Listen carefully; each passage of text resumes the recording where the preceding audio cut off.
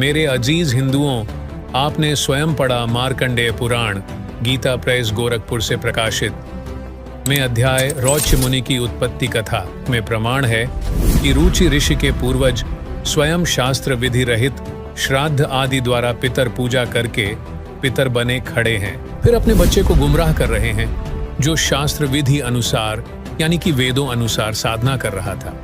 पितर यह भी स्वीकार कर रहे हैं कि वेदों में कर्म मार्ग यानी कि श्राद्ध आदि करना अविद्या अर्थात मूर्ख कार्य कहाँ है।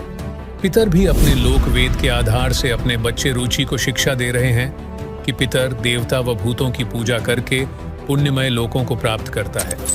विचार करने वाली बात है कि पितर क्यों नहीं गए उन पुण्यमय लोकों को, स्वयं शास्त्र विधि त्याग कर साधना करके भूखे मर रहे हैं। रुचि को भी पितर बनाने का प्रयत्न कर रहे हैं, स्वयं कह रहे हैं कि यदि तू श्राद्ध नहीं करेगा तो हमारा पतन हो जाएगा।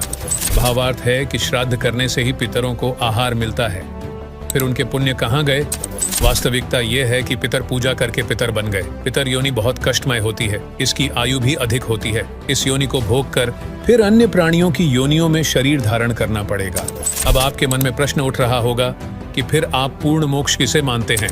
उत्तर, गीता अध्याय 15 श्लोक 4 में वर्णन है कि तत्वदर्शी संत की प्राप्ति के पश्चात तत्व ज्ञान रूपी शस्त्र से अज्ञान को काटकर अर्थात अच्छी तरह ज्ञान समझकर उसके पश्चात परमेश्वर के उस परम पद की यानी कि सत्यलोक की खोज करनी चाहिए, जहां जाने के पश्चात साधक फिर लौटकर संसार में कभी नहीं आते अर्थात उनका जन्म कभी नहीं होता। जिस परमात्मा ने सर्व रचना की है केवल उसी की भक्ति पूजा करो। पूर्ण मोक्ष उसी को कहते हैं जिसकी प्राप्ति के पश्चात पुनः जन्म न हो, जन्म मरण का चक्र सदा के लिए समाप्त हो जाए। वर्तमान समय में विश्व की 8 अरब आबादी में केवल तत्वदर्शी संत रामपाल जी महाराज जी हैं।